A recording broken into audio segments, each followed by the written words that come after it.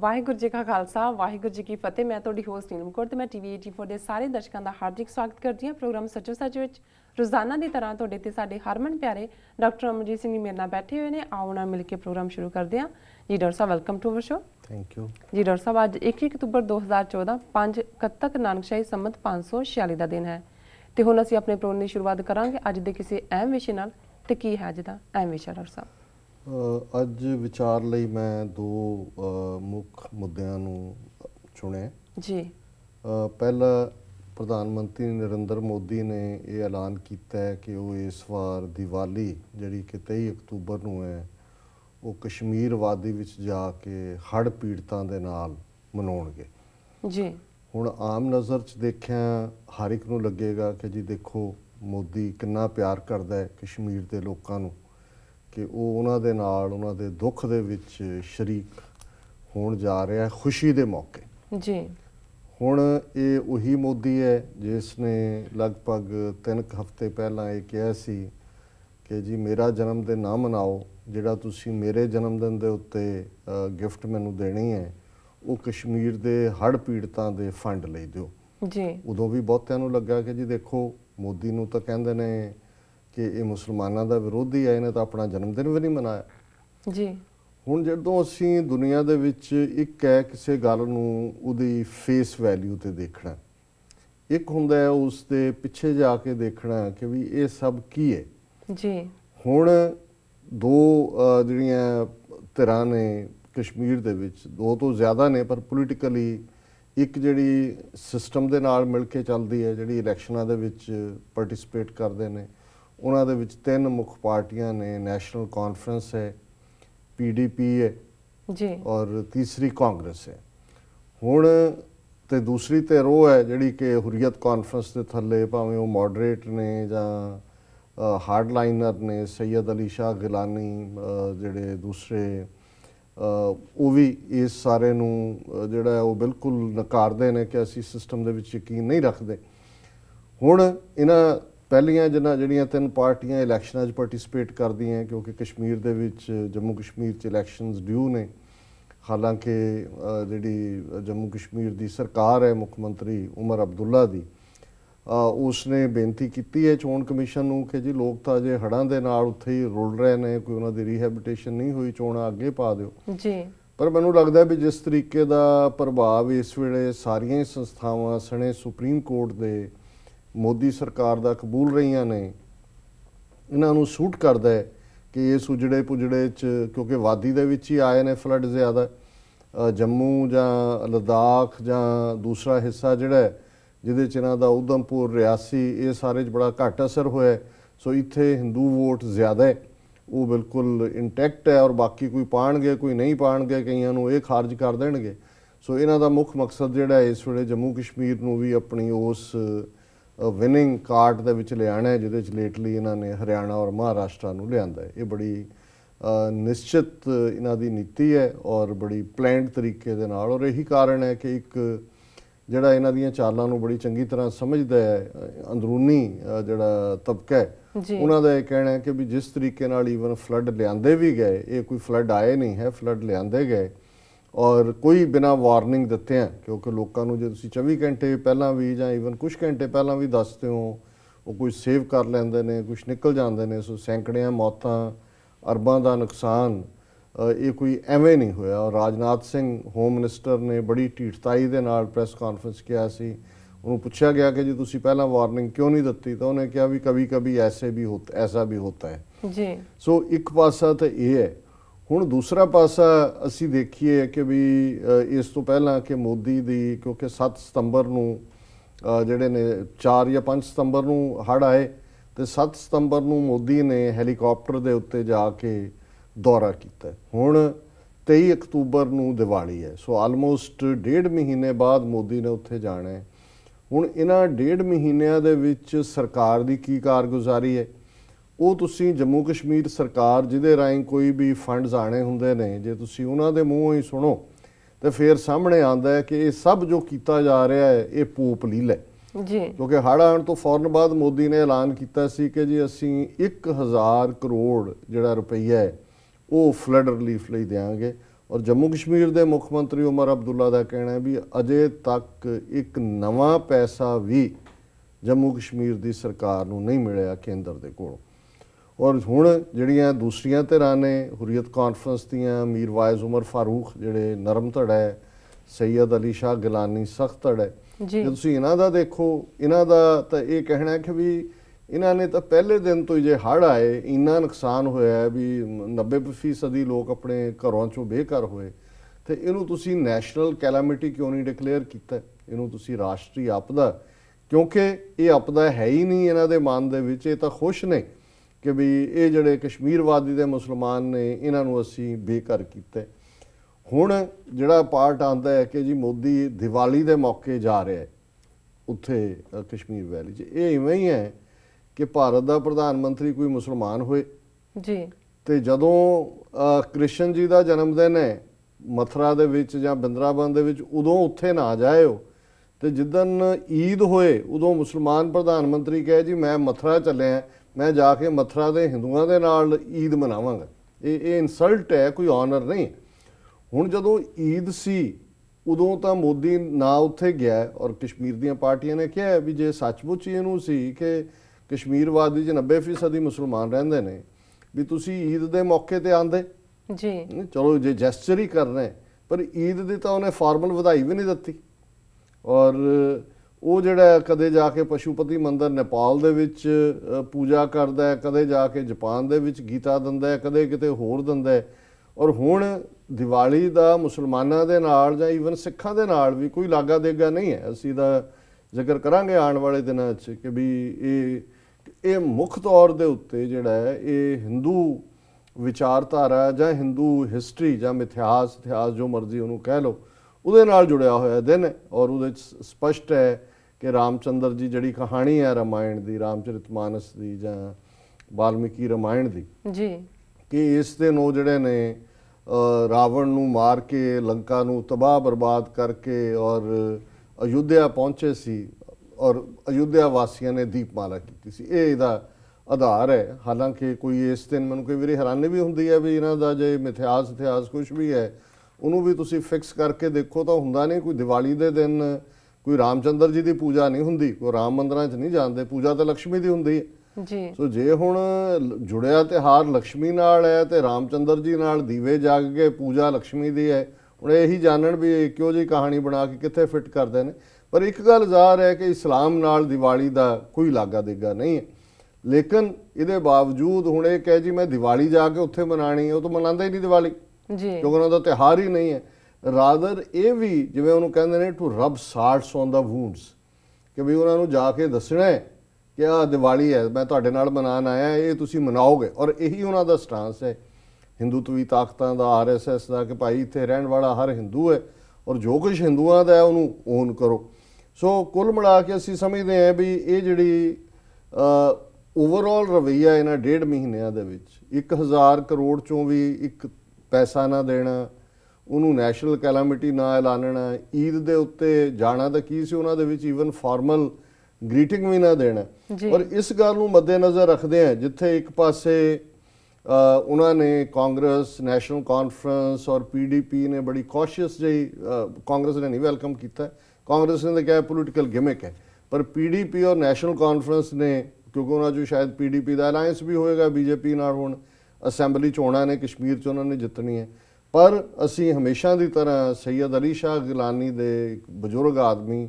ਡੇਅਰਿੰਗ ਮੈਨ, ਉਹਨਾਂ ਨੂੰ ਅਸੀਂ ਟ੍ਰਿਬਿਊਟ ਦਿੰਦੇ ਹਾਂ ਕਿ ਉਹਨਾਂ ਨੇ, ਸੈਯਦ ਅਲੀ ਸ਼ਾਹ ਗਿਲਾਨੀ ਨੇ ਕਿਹਾ ਵੀ ਜਿੱਦਣ 23 ਅਕਤੂਬਰ ਨੂੰ ਮੋਦੀ ਸਾਡੀ ਕਸ਼ਮੀਰ ਵਾਦੀ 'ਚ ਪੈਰ ਰੱਖੇ, ਸਾਰੀ ਕਸ਼ਮੀਰ ਦੇ ਵਿੱਚ ਜਿਹੜਾ ਇੱਕ ਬੰਦ ਰੱਖਿਆ ਜਾਏ, ਦੁਕਾਨਾਂ ਬੰਦ ਹੋਣ, ਕੋਈ ਕਾਰਵਾਈ ਜਿਹੜੀ ਹੈ ਲੋਕ ਨਾ ਕਰਨ। ਉਹਨਾਂ ਨੇ ਕਿਹਾ ਜੀ ਕਿ ਅਸੀਂ ਕੋਈ ਚੁੱਪ ਕਰਕੇ ਬੈਠੇ, ਬੇਸ਼ੱਕ ਸਾਡੀ ਬਰਬਾਦੀ ਹੋਈ ਹੈ ਪਰ ਅਸੀਂ,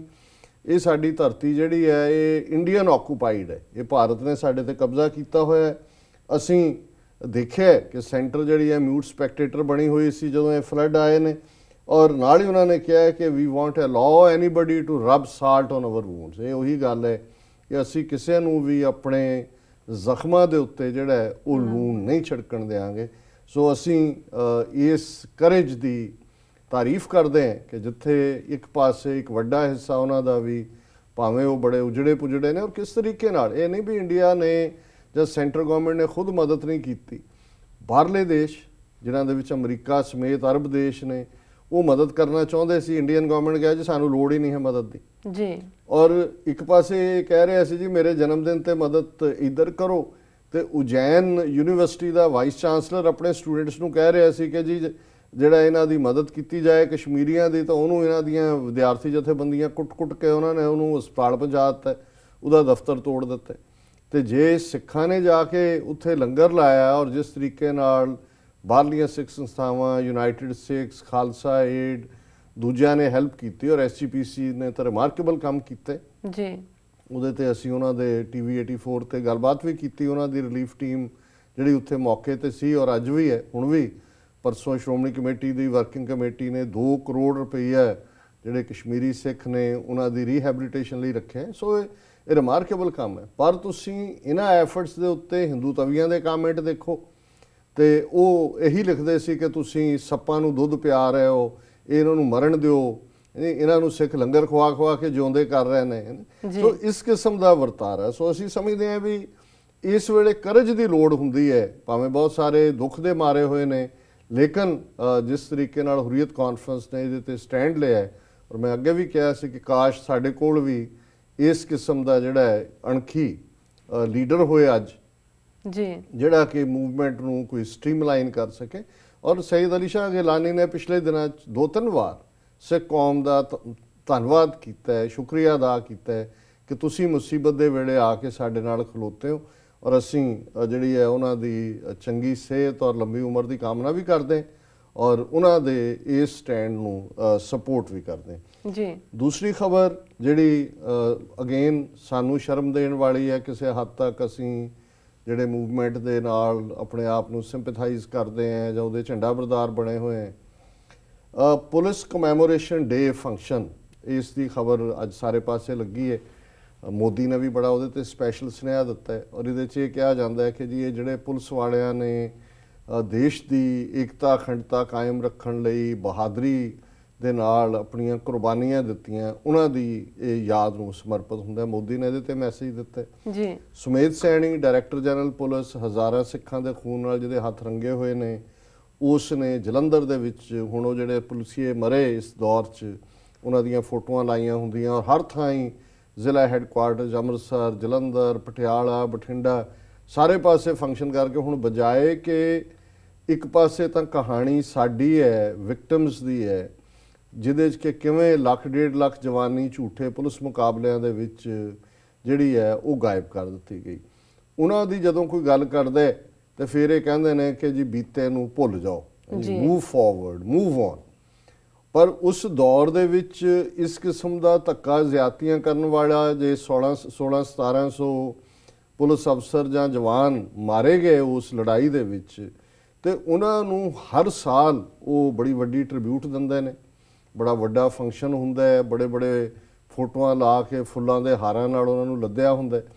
ये पार्ट जिहड़ा है उस नूं प्राइड दे तौर ते प्रोजैक्ट कीता जांदा है कि जी इन्हां ने आतंकवाद के खिलाफ जिहड़ी है लड़ाई लड़ी। और यही गल सुमेध सैनी ने कही कि जी ये जिहड़े डार्क डेज सी पंजाब दे, उहदे च ये बहादुर पुलसीए जिहड़े ने उन्होंने अपनियां कुर्बानियां दित्तियां ने। और उहदे च एक होर सब तो वड्डी गप उन्हें नाड़ मारी कि देखो साडी पुलिस जिहड़ी कि कल्ली इंडिया लैवल ते नहीं इंटरनैशनल लैवल ते उसकी मानता है कि उन्हें टैररिज्म नूं वीड आउट कीता है, और हुण उन्हें जिहड़ा पंजाब दे विच ड्रग्स के खिलाफ लड़ाई शुरू कीती सी। And now Punjab is free from the menace of the drugs, कि जी पंजाब पुलिस ने पंजाब चो ड्रग्स जिहड़ियां ने वो खत्म करतियां। नाल उन्होंने कहा जी उन्होंने पैडलर्स और दूजियां नूं गिरफ्तार करके खत्म। चलो ये भी एक झूठ 20वीं सदी 21वीं सदी का सब तो वड्डा झूठ। पर जिस गल ने मैनू जिहड़ा होर भी चौकन्ना कीता कि किवें इन्हां ने अगली जनरेशन साडी मारन दे लई, जिन्हां नूं पहलां देश भगती ते फलाणे दा उहदे नां थल्ले शराबां पिया के टॉर्चर का सहारा लैके जिहड़ा वो साडी मूवमेंट और साडे जवानी नूं मारिया। हुण उन्हां टब्बरां चों उन्होंने किस वड्डे पैमाने दे उत्ते अग्गों रिक्रूट कीते ने। और उसे खबर का हिस्सा सी कि इस मौके दे उत्ते 584 ਨਵੇਂ ਰਿਕਰੂਟ ਜਿਹੜੇ ਨੇ ਉਹਨਾਂ ਨੇ ਜਿਹੜੀ ਹੈ ਉਹ ਸੈਲੂਟ ਦਿੱਤਾ ਹੈ ਔਰ ਜਿਹੜੀ ਹੈ ਉਹਨਾਂ ਨੂੰ ਉਹਨਾਂ ਦੀ ਪ੍ਰੋਪਰ ਜਿਹੜੀ ਐਡਮਿਸ਼ਨ ਹੋਈ ਪੁਲਿਸ ਫੋਰਸ ਔਰ ਉਹਨਾਂ ਚੋਂ 200 ਉਹ ਨੇ ਜਿਨ੍ਹਾਂ ਦੇ ਫੈਮਿਲੀ ਹੈਡ ਜਿਹੜੇ ਨੇ ਉਹ ਜਿਹੜੇ ਨੇ ਖਾੜਕੂਆਂ ਦੇ ਹੱਥੋਂ ਮਾਰੇ ਗਏ ਸੀ। ਹੁਣ ਆਊਟ ਆਫ 584 ਚੋਂ 200 ਜਿਹੜਾ ਉਹਨਾਂ ਦਾ ਫੈਮਿਲੀ ਮੈਂਬਰ, ਕੁਝ ਹਾਲਤਾਂ ਤਾਂ ਉਹਨਾਂ ਕਿਹਾ ਜੀ ਉਹਦਾ ਦਾਦਾ ਮਰਿਆ ਸੀ, ਕਿ ਕੁਝ ਉਹਨਾਂ ਚੋਂ ਅੱਗੋਂ 200 ਚੋਂ 60 ਉਹ ਨੇ ਉਹਨਾਂ ਨੇ ਕਿਹਾ ਜੀ ਇਹ 60 ਉਹ ਬੱਚੇ ਨੇ ਜਾਂ ਉਹਨਾਂ 'ਚ ਕੁੜੀਆਂ ਵੀ ਨੇ, ਇੱਕ ਦੋ ਜਿਨ੍ਹਾਂ ਦਾ ਇੰਟਰਵਿਊ ਨੇ ਕਿ ਜਿਹੜੇ ਵੂੰਬ ਦੇ ਵਿੱਚ ਸੀ। 60 ਉਹ ਸੀ ਬੱਚੇ ਜਿਨ੍ਹਾਂ ਦਾ ਜਨਮ ਉਹਨਾਂ ਦੇ ਪਿਓ ਦੇ ਮਾਰੇ ਜਾਣ ਤੋਂ ਬਾਅਦ ਹੋਇਆ। ਕਿਸੇ ਨੇ ਕਿਹਾ ਮੈਂ 1 ਸਾਲ ਦਾ ਸੀ। ਹੁਣ ਆਲਰੇਡੀ ਅਜੇ ਅਸੀਂ ਮੂਵਮੈਂਟ ਲੜਨੀ ਹੈ, ਕਿਵੇਂ ਲੜਨੀ ਹੈ ਕਿ ਨਹੀਂ ਲੜਨੀ ਹੈ, ਇਸ ਬਾਰੇ ਕੋਈ ਕਿਆਸ ਰਾਈਆਂ ਹੀ ਨੇ, ਕੋਈ ਡੈਫੀਨਿਟ ਲਾਈਨ ਨਹੀਂ ਹੈ। ਲੇਕਿਨ ਉਹਨਾਂ ਨੇ ਆਲਰੇਡੀ ਜਿਹੜਾ 200 ਰਿਕਰੂਟ ਜਿਹੜਾ ਉਹਨਾਂ ਟੱਬਰਾਂ 'ਚੋਂ ਚੁਣ ਲਿਆ ਜਿਨ੍ਹਾਂ ਦੇ ਅੰਦਰ ਰਿਵੈਂਜ ਭਰਿਆ ਹੋਇਆ, ਉਹਨਾਂ ਦੇ ਅੰਦਰ ਬਦਲਾ ਹੋਏਗਾ ਕਿ ਜੀ ਸਾਡੇ ਪਿਓ ਨੂੰ ਮਾਰਿਆ ਸੀ ਖਾੜਕੂਆਂ ਨੇ ਜਾਂ ਸਾਡੇ ਦਾਦੇ ਨੂੰ ਮਾਰਿਆ ਸੀ, ਅਸੀਂ ਇਹਨਾਂ ਨੂੰ ਨਹੀਂ ਛੱਡਣਾ। ਹੁਣ ਇੱਕ ਪਾਸਾ ਤਾਂ ਇਹ ਹੈ ਵੀ ਜਿਹੜਾ ਨੇਸ਼ਨ ਸਟੇਟ ਹੈ, ਜਿਹੜੇ ਮਾਰੇ ਗਏ ਉਹਨਾਂ ਨੂੰ ਲੱਖਾਂ ਰੁਪਈਏ ਉਦੋਂ ਵੀ ਮਿਲੇ, ਉਹਨਾਂ ਦੀ ਪੈਨਸ਼ਨ ਵੀ ਉਹਨਾਂ ਦੇ ਟੱਬਰਾਂ ਨੂੰ ਮਿਲ ਰਹੀ ਹੈ। ਅੱਗੋਂ ਉਹਨਾਂ ਦੀ ਜਨਰੇਸ਼ਨ ਉਹਨਾਂ ਨੇ ਤਿਆਰ ਕਰ ਦਿੱਤੀ ਹੈ ਕਿ ਉਹਨਾਂ ਨੇ ਮਾਰਨੇ ਨੇ ਸਿੰਘ। ਔਰ ਇੱਧਰ ਜੇ ਤੁਸੀਂ ਸਾਈਮਲਟੇਨੀਅਸਲੀ ਦੇਖੋ ਵੀ ਖਬਰਾਂ ਲੱਗੀਆਂ ਹੋਈਆਂ ਨੇ ਕਿ ਧਰਮੀ ਫੌਜੀਆਂ ਦਾ ਡੈਲੀਗੇਸ਼ਨ ਮਿਲਿਆ ਬਾਦਲ ਨੂੰ, ਉਹਨਾਂ ਨੇ ਕਿਹਾ ਕਿ ਜੀ ਕਿਸੇ ਨੇ ਕਿਹਾ ਮੇਰੀ ਇੰਨੇ ਸਾਲ ਦੀ ਨੌਕਰੀ ਸੀ, ਜਦੋਂ ਮੈਂ ਛੱਡੀ ਹੈ ਬੈਰਕਾਂ, ਦੂਜਾ ਹੋਇਆ ਕੋਈ ਰਕਸ਼ਾ ਚਲਾ ਰਿਹਾ ਹੈ, ਕੋਈ ਭਾਰ ਚੁੱਕ ਰਿਹਾ ਹੈ, ਕੋਈ ਮਜ਼ਦੂਰੀ ਕਰ ਰਿਹਾ ਹੈ, ਕੋਈ ਆਰੀ ਹੋਇਆ ਹੈ, ਉਹਦਾ ਜਿਹੜਾ ਉਹ ਹੈਂਡੀਕੈਪਡ ਹੈ, ਤੇ ਉਹ ਵਿਚਾਰੇ ਕਹਿ ਰਹੇ ਨੇ ਵੀ ਚਲੋ ਅਸੀਂ ਤਾਂ ਜੋ ਗੁਰੂ ਨੇ ਸਾਥੋਂ ਕਰਾਇਆ ਸੇਵਾ ਕੀਤੀ, ਸਾਡੀ ਕੌਮ ਕਿੱਥੇ ਹੈ ਜਿਹਨੇ ਸਾਡਾ ਜਿਹੜਾ ਉਹ ਸੇਵਾ ਸੰਭਾਲ ਦਾ ਕੰਮ ਕਰਨਾ ਸੀ। ਇੱਕ ਪਾਸੇ ਧਰਮੀ ਫੌਜੀਆਂ ਦੀ ਦੁਰਦਸ਼ਾ ਹੈ, ਤੇ ਹੁਣ ਤੁਸੀਂ ਅੰਦਾਜ਼ਾ ਲਾਓ ਜਿਹੜਾ 1.5 ਲੱਖ ਨੌਜਵਾਨ ਸਾਡਾ ਗਿਆ, ਕਿੰਨਿਆਂ ਕੁ ਨੂੰ, ਕੁਝ ਸੰਸਥਾਵਾਂ ਨੇ ਜਿਨ੍ਹਾਂ 'ਚ ਉਹਨਾਂ ਦੇ ਬੱਚੇ ਬੱਚੀਆਂ ਦੀ ਸਾਂਭ ਸੰਭਾਲ ਮੋਹਾਲੀ ਦੇ ਵਿੱਚ ਹੈ, ਬੀਬੀ ਕੰਵਰ ਕੌਰ ਧਾਮੀ ਜਾਂ ਬੀਬੀ ਸੰਦੀਪ ਕੌਰ ਕਾਸ਼ਤੀਵਾਲ ਅੰਮ੍ਰਿਤਸਰ 'ਚ ਨੇ, ਲੁਧਿਆਣਾ ਜਾਂ ਭੈਣੀ ਕੱਲਰ ਮਾਤਾ ਗੁਜਰੀ ਸਹਾਰਾ ਟਰਸਟ, ਥੋੜ੍ਹੀਆਂ ਬਹੁਤ ਸੰਸਥਾਵਾਂ 500 1000 2000 ਬੱਚੇ ਸੰਭਾਲੇ ਹੋਣਗੇ। ਹੁਣ ਬਹੁਤ ਸਾਰੀਆਂ ਥਾਵਾਂ 'ਤੇ ਹਾਲਾਤ, ਕਿਹਨਾਂ ਹਾਲਾਤਾਂ 'ਚੋਂ ਬੱਚੇ ਬੱਚੀਆਂ ਲੰਘੇ ਔਰ ਉਹਨਾਂ 'ਚੋਂ ਬਹੁਤ ਸਾਰੇ ਜਿਹੜੇ ਨੇ ਪਤਤ ਵੀ ਨੇ ਅੱਗੋਂ, ਲੋਕ ਜਾ ਕੇ ਕਹਿੰਦੇ ਨੇ ਜੀ ਇਹ ਤਾਂ ਤੁਸੀਂ, ਉਹ ਕਹਿੰਦੇ ਅਸੀਂ ਕੀ ਕਰੀਏ ਵੀ ਅਸੀਂ ਤਾਂ ਰੁਲ ਗਏ, ਜਿਨ੍ਹਾਂ ਲਈ ਸਾਡੇ ਪਿਤਾ ਸ਼ਹੀਦ ਹੋਏ ਜਾਂ ਦੂਜੇ ਗਏ ਉਸ ਕੌਮ ਨੇ ਤਾਂ ਸਾਨੂੰ ਪੁੱਛਿਆ ਹੀ ਨਹੀਂ, ਸਾਨੂੰ ਤਾਂ ਪਤਾ ਹੀ ਨਹੀਂ ਵੀ ਸਾਡੇ ਪਿਤਾ ਕਿਸ ਗੱਲ ਲਈ ਕੁਰਬਾਨ ਹੋਏ ਸੀ। ਸੋ ਇੱਕ ਪਾਸੇ ਉਹ ਟੋਟਲੀ ਲੋਸਟ ਜਨਰੇਸ਼ਨ ਹੈ ਜਿਨ੍ਹਾਂ ਦੀ ਅਸੀਂ ਕੋਈ ਸਾਂਭ ਸੰਭਾਲ ਨਹੀਂ ਕੀਤੀ, ਤੇ ਦੂਸਰੇ ਪਾਸੇ ਕਿਸ ਕਦਰ ਭਵਿੱਖ ਦੀ ਲੜਾਈ ਲੜਨ ਦੇ ਲਈ ਵੀ ਸਰਕਾਰ ਨੇ ਜਿਹੜਾ ਜੇ ਇੱਕ ਪਾਸਿੰਗ ਆਊਟ ਪਰੇਡ ਦੇ ਉੱਤੇ 200 ਬੰਦਾ ਰਿਕਰੂਟ ਕੀਤਾ, ਤੇ ਤੁਸੀਂ ਪਿਛਲੇ ਪੀਰੀਅਡ 'ਚ ਦੇਖੋ ਇਹ ਤਾਂ ਤੀਸਰੀ ਜਨਰੇਸ਼ਨ ਹੋਏਗੀ ਕਿਉਂਕਿ 1994-95 ਤੋਂ ਬਾਅਦ ਤਾਂ ਸੰਘਰਸ਼ ਹੋਇਆ ਨਹੀਂ। ਸੋ ਜ਼ਾਹਰ ਹੈ ਵੀ ਇਹ ਤੀਸਰੀ ਜਨਰੇਸ਼ਨ, ਇਹ ਵੀ ਐਡਵਾਂਟੇਜ ਦਿੱਤਾ ਜਾ ਰਿਹਾ ਹੈ ਵੀ ਜਿਹਦਾ ਪਹਿਲੀ ਜਨਰੇਸ਼ਨ ਤਾਂ ਮੁੰਡਾ ਕੁੜੀ ਭਰਤੀ ਕੀਤੇ, ਜਿਨ੍ਹਾਂ ਦਾ ਕੋਈ ਨਹੀਂ ਵੀ ਸੀ, ਕਿਸੇ ਦਾ ਹੁਣ ਦਾਦਾ ਸੀ, ਹੁਣ ਥਰਡ ਜਨਰੇਸ਼ਨ ਵੀ ਉਹਦਾ ਪੋਤਾ ਜਾਂ ਪੋਤੀ ਕਹਿੰਦੇ ਆ ਜੀ ਸਾਡਾ ਦਾਦਾ ਮਰਿਆ ਸੀ ਜੁਝਾਰੂਆਂ ਦੇ ਹੱਥੋਂ, ਤੇ ਉਹ ਵੀ ਕੁਆਲੀਫਾਈ ਕਰਦੇ ਨੇ। ਸੋ ਮੈਂ ਸਮਝਦਾ ਵੀ ਇਹ ਇੱਕ ਗੰਭੀਰ ਵਿਸ਼ਾ ਹੈ ਕਿ ਜੇ ਅਸੀਂ ਇਸ ਕਿਸਮ ਦਾ ਹੀ ਸਾਡਾ ਰਵੱਈਆ ਰਹੇਗਾ ਵੀ ਨਾ ਅਸੀਂ ਆਪਣੇ ਜੁਝਾਰੂ ਸਿੰਘਾਂ ਦੇ ਪਰਿਵਾਰਾਂ ਦੀ ਸਾਂਭ ਸੰਭਾਲ ਕਰ ਸਕੇ, ਨਾ ਜਿਹੜੇ ਇਸ ਪਾਸੇ ਤੁਰੇ ਹੋਏ ਨੇ ਉਹਨਾਂ ਦੀ ਮਦਦ ਕਰਨ ਨੂੰ ਅਸੀਂ ਤਿਆਰ ਹੈ। ਜੇ ਕੋਈ ਛੱਡ ਛਡਾ ਕੇ ਕੁਝ ਕੌਮ ਦਾ ਕੰਮ ਕਰਨਾ ਚਾਹੁੰਦਾ ਹੈ, ਕੋਈ ਸਕਾਲਰ ਹੈ, ਕੋਈ ਐਕਟਿਵਿਸਟ ਹੈ, ਕੋਈ ਹੋਰ ਕੰਮ ਕਰਦਾ ਹੈ, ਕੋਈ ਹਿਊਮੈਨਿਟੇਰੀਅਨ ਕੰਮ ਕਰਦਾ ਹੈ, ਉਹਦੇ 'ਚ ਵੀ ਸਾਨੂੰ ਲੱਗਦਾ ਵੀ ਅਸੀਂ ਦੀਵਾਨੀ ਚਵਾਨੀ ਦੇ ਕੇ ਵੀ ਬੜਾ ਆਸਾਨ ਕਰਦੇ ਕਿ ਵੀ ਜੇ ਅਸੀਂ ਕਰ ਰਹੇ ਹਾਂ ਤੇ ਉਹ ਅਸੀਂ ਜਕਾਰੇ ਛੱਡੀ ਜਾਈਏ, ਰਾਜ ਕਰੇਗਾ ਖਾਲਸਾ ਵੀ ਪੜ੍ਹੀਏ, ਸਰਬੱਤ ਦੇ ਭਲੇ ਦੀ ਅਰਦਾਸ ਵੀ ਕਰੀਏ, ਮੱਥਾ ਟੇਕਣ ਲੱਗੇ ਵੀ ਕਈ ਵਾਰੀ 5 ਵਾਰੀ ਨੱਕ ਰਗੜ ਕੇ ਤਸੱਲੀ ਨਹੀਂ ਹੁੰਦੀ, ਰਗੜੀ ਜਾਈਦੇ ਨੱਕ। ਸੋ ਉਸ ਸਾਰੇ ਦਾ ਕੀ ਫਾਇਦਾ ਹੈ ਜੇ ਅਲਟੀਮੇਟਲੀ ਜਿਹੜੀ ਤੁਹਾਡੇ ਸਾਹਮਣੇ ਚੈਲੰਜਸ ਨੇ, ਜਿਹੜੇ ਸਾਹਮਣੇ ਕੌਮ ਦੇ ਚੈਲੰਜ ਨੇ, ਜਿਨ੍ਹਾਂ ਨੇ ਸੱਚਮੁੱਚ ਸਰਬੱਤ ਦੇ ਭਲੇ ਦੇ ਲਈ ਆਪਣੀ ਕੁਰਬਾਨੀ ਦਿੱਤੀ, ਜਿਹੜੇ ਸੱਚਮੁੱਚ ਜਿਹੜੇ ਨੇ ਸਿੱਖੀ ਪੱਗ ਸਿਰ ਤੇ ਦੇਖਣ ਦੇ ਲਈ, ਖਾਲਸੇ ਦੀਆਂ ਚੌਂਕੀਆਂ ਝੰਡੇ ਬੁੰਗੇ ਜੁਗੋ ਜੁਗ ਅਟਲ ਦੇਖਣ ਦੇ ਲਈ ਬਿਨਾਂ ਫਿਕਰ ਕੀਤੇ, ਇਹ ਤਾਂ ਅਜੇ ਮੈਂ ਉਹਨਾਂ ਦੇ ਪਰਿਵਾਰਾਂ ਦੀ ਗੱਲ ਕੀਤੀ ਹੈ। ਬਜ਼ੁਰਗਾਂ ਦਾ ਹਾਲ ਦੇਖੋ ਵੀ ਜਿਨ੍ਹਾਂ ਦਾ ਇੱਕੋ ਇੱਕ ਬੱਚਾ ਸੀ ਜਾਂ ਕਈ ਹਾਲਤ 'ਚ ਹੁਣੇ ਹੀ ਬਾਹਰ ਵਿਚਾਰ ਹੋ ਰਹੀ ਸੀ, ਮੈਂ ਕਿਹਾ ਜੀ ਕਈ ਤਾਂ 16 ਜੀ ਪਰਿਵਾਰ ਦੇ ਮਾਰ ਦਿੱਤੇ ਨੇ। ਭਰਾ ਜੇ ਵੱਡਾ ਸੀ ਉਹ ਸ਼ਹੀਦ ਕੀਤਾ, ਛੋਟਾ ਹੁੰਦਿਆਂ ਹੀ ਚੁੱਕ ਲਿਆ ਉਹਨਾਂ ਨੇ ਕਿ ਵੀ ਇਹ ਕਿਤੇ ਬਦਲਾ ਨਾ ਲਏ। ਕਈ ਘਰਾਂ 'ਚ 2-2 3-3 ਮੁੰਡੇ ਜਿਹੜੇ ਨੇ ਮਾਰ ਦਿੱਤੇ ਨੇ। ਹੁਣ ਉਹਨਾਂ ਬਜ਼ੁਰਗਾਂ ਦਾ ਹਾਲ ਦੇਖੋ ਵੀ ਉਹ ਕਿੱਥੇ ਜਾਣ ਬੁਢਾਪੇ ਦੇ ਵਿੱਚ। ਕੁਝ ਵਿਚਾਰੀਆਂ ਬੀਬੀਆਂ ਨੇ ਗੁਰਦੁਆਰਿਆਂ 'ਚ ਕੋਈ ਮਾੜੀ ਮੋਟੀ ਭਾਂਡਿਆਂ ਦੀ ਸੇਵਾ ਕਰਕੇ ਦੂਜੇ ਆਪਣਾ ਗੁਜ਼ਰ ਕਰਦੀਆਂ ਨੇ, ਔਰ ਇਸ ਕਿਸਮ ਦਾ ਹਾਲ ਹੈ। ਸੋ ਮੈਂ ਸਮਝਦਾ ਵੀ ਇਹ ਮੇਰੇ ਕੋਲ ਕੋਈ ਡਿਫੈਂਸ ਲਈ ਹੈ ਕਿ ਡਿਫੈਂਸ ਨਹੀਂ ਹੈ ਦੇਣ ਦੇ ਲਈ, ਅਦਰ ਦੈਨ ਕਿ ਮੈਂ ਸ਼ਰਮਿੰਦਾ ਮਹਿਸੂਸ ਕਰਦਾ ਹੈ ਕਿ ਆਪਣੀ ਖੂਨ ਡੋਲਣ ਵਾਲੀ ਜਿਹੜੀ ਜਨਰੇਸ਼ਨ ਹੈ ਉਹਦੀ ਲੈਗੇਸੀ, ਉਹਨਾਂ ਦੇ ਵਾਰਸਾਂ, ਉਹਨਾਂ ਦੇ ਜਿਹੜੇ ਪ੍ਰਾਊਡ ਉਹਨਾਂ ਦੇ ਬੱਚੇ ਬੱਚੀਆਂ ਸੀ, ਉਹਨਾਂ ਨੂੰ ਅਸੀਂ ਰੋਲਿਆ, ਔਰ ਅਜੇ ਵੀ ਇਸ ਬਾਰੇ ਕੋਈ ਅਵੇਅਰਨੈਸ ਨਹੀਂ ਹੈ। ਤੇ ਦੂਜੇ ਪਾਸੇ ਸਾਡੇ ਦੁਸ਼ਮਣ ਨੇ ਜਿਹੜੀ ਨੈਕਸਟ ਜਨਰੇਸ਼ਨ ਦੇ ਨੂੰ ਮਾਰਨ ਦੇ ਲਈ ਜਿਨ੍ਹਾਂ ਨੂੰ ਇਸਤੇਮਾਲ ਕਰਨਾ ਹੈ, ਉਹਨਾਂ ਨੂੰ ਉਹ ਪੂਰੇ ਘੜ ਘੜਾ ਕੇ ਵਰਦੀਆਂ ਪਵਾ ਕੇ ਪੂਰਾ ਇੱਕ ਡੇ ਨਿਯਤ ਕਰਕੇ ਔਰ ਉੱਥੋਂ ਉਹ ਜਿਹੜਾ ਉਹਨਾਂ ਨੂੰ ਪ੍ਰੇਰਨਾ ਦਿਵਾ ਰਹੇ ਨੇ। So this is a sad part on our part. ਜੀ ਡਾਕਟਰ ਸਾਹਿਬ, ਇਸ ਨਾਲ ਲੈਣੇ ਬ੍ਰੇਕ। ਵੀਅਰਸ ਤੁਸੀਂ ਕਿਤਨੀ ਜਣਾ ਮਿਲਦੇ ਆ ਕਮਰਸ਼ੀਅਲ ਬ੍ਰੇਕ ਤੋਂ ਬਾਅਦ।